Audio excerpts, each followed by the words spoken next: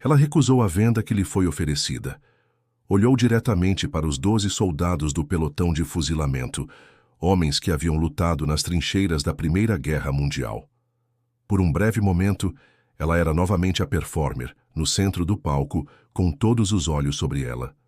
Segundo a lenda, pouco antes da ordem de fogo ser dada, ela sorriu e soprou um beijo para seus executores. Segundos depois, Mata Hari, a dançarina exótica mais famosa da Europa, estava morta, executada por traição como espiã da Alemanha. Mas quem era essa mulher? Uma femme fatale genial, uma super-espiã cujas seduções mudaram o curso da guerra, custando a vida de 50.000 soldados? Ou uma vítima, uma mulher independente e ingênua, que foi usada como bode expiatório por um governo francês desesperado para encobrir suas próprias falhas? Para entender o que a levou àquele pelotão de fuzilamento, precisamos voltar ao início, antes mesmo de Mata Hari existir. Ela não nasceu como Mata Hari. Seu nome era Margaretha Gertruida Zelle, nascida em uma cidade provinciana na Holanda em 1876.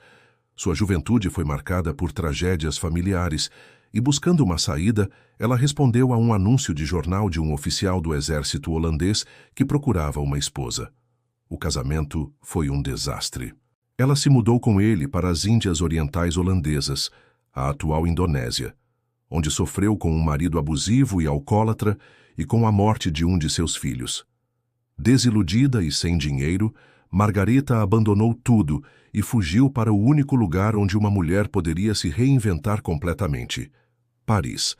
Foi na capital cultural do mundo, em 1905, que ela realizou um dos atos de rebranding pessoal mais bem-sucedidos da história. Ela não era mais Margaretha Zelle, a esposa maltratada. Ela se tornou Mata Hari, que significa olho da manhã em malaio. Ela se apresentou como uma princesa de Java, criada em templos sagrados, onde aprendeu danças exóticas e secretas. Sua performance era sensual, hipnótica e, para a sociedade conservadora da época, chocante. Ela dançava quase nua, coberta apenas por joias e véus. O sucesso foi instantâneo e estrondoso. Mata Hari se tornou a sensação de Paris e depois de toda a Europa. Ela não era apenas uma dançarina, era uma cortesã de luxo. Sua lista de amantes era um quem é quem da elite europeia, embaixadores, ministros, industriais e, crucialmente, oficiais militares de alta patente de vários países, incluindo França e Alemanha. Ela vivia uma vida de opulência, viajando entre as capitais europeias, financiada por homens poderosos que se encantavam com sua beleza e sua história exótica inventada.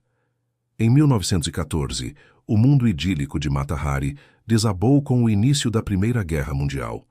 A festa havia acabado, mas para ela uma nova e perigosa oportunidade surgiu. Como cidadã da Holanda, um país neutro, ela era uma das poucas pessoas que podiam cruzar livremente as fronteiras entre os países em guerra.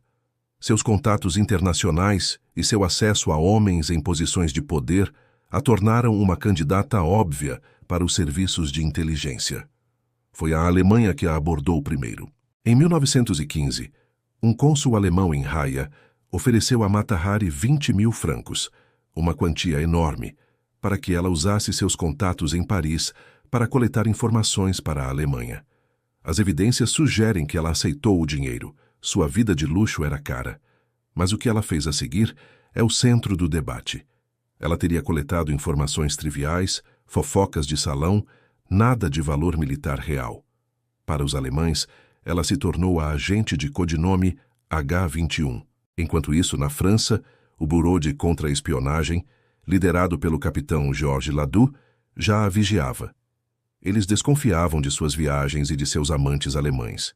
Em 1916, Ladoux a confrontou e lhe fez uma proposta: trabalhar para a França como agente dupla. A missão dela seria ir para a Bélgica ocupada pelos alemães, seduzir oficiais de alta patente e descobrir seus planos. Pressionada e talvez querendo provar sua lealdade à França, seu lar adotivo, Mata Hari aceitou. Ela estava agora em uma posição impossível, uma jogadora amadora presa em um jogo mortal entre as duas maiores máquinas de espionagem do mundo. O ano de 1917 foi um dos piores para a França na guerra.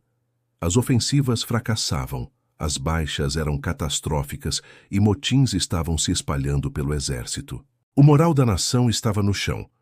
O governo francês precisava desesperadamente de uma vitória, ou, na falta dela, de um bode expiatório, uma história de traição para explicar as perdas e distrair o público. Foi nesse clima de paranoia e caça às bruxas que a teia se fechou em torno de Mata Hari. A inteligência francesa interceptou uma série de mensagens de rádio enviadas de Madrid para Berlim por um adido militar alemão. As mensagens, que muitos historiadores hoje acreditam que foram enviadas em um código propositalmente fácil de quebrar, descreviam as atividades de um espião alemão de codinome H-21 e davam detalhes que só poderiam apontar para Mata Hari. Em fevereiro de 1917, ela foi presa em seu quarto no Hotel Élysée Palace, em Paris. Seu julgamento foi uma farsa. Foi realizado em segredo por um tribunal militar. As provas eram fracas e circunstanciais. A acusação não conseguiu provar que uma única peça de informação que ela supostamente passou resultou em qualquer dano militar. Em vez de provas, a promotoria usou sua vida como arma. Eles a pintaram não como uma espiã, mas como uma mulher imoral, uma cortesã que dormia com o inimigo. Seu estilo de vida livre e independente foi usado como prova de sua falta de caráter e, portanto, de sua culpa como traidora. A acusação fez uma afirmação bombástica e sem fundamento. As informações de Mata Hari haviam causado a morte de pelo menos 50.000 soldados franceses. Mata Hari foi considerada culpada de todas as acusações e sentenciada à morte por fuzilamento. Mas era ela realmente a super-espiã que a promotoria alegava? Décadas depois, com a abertura de arquivos de inteligência alemães e franceses, um quadro muito diferente emergiu. Os alemães a consideravam uma agente decepcionante, cara, e que fornecia apenas fofocas inúteis. Os franceses sabiam que as provas eram frágeis, mas precisavam de uma condenação para levantar o moral do país. A verdade mais provável é que Margareta Zelle foi uma mulher que viveu perigosamente, sim, mas que era, em grande parte, ingênua sobre o mundo brutal da espionagem em tempo de guerra. Ela aceitou dinheiro e pensou que poderia jogar com os dois lados para manter seu estilo de vida luxuoso. Ela foi uma jogadora menor que foi apanhada no fogo cruzado e se tornou o bode expiatório perfeito para os fracassos militares da França. Sua execução, no entanto, a tornou imortal. O julgamento não destruiu Mata Hari, ele a criou.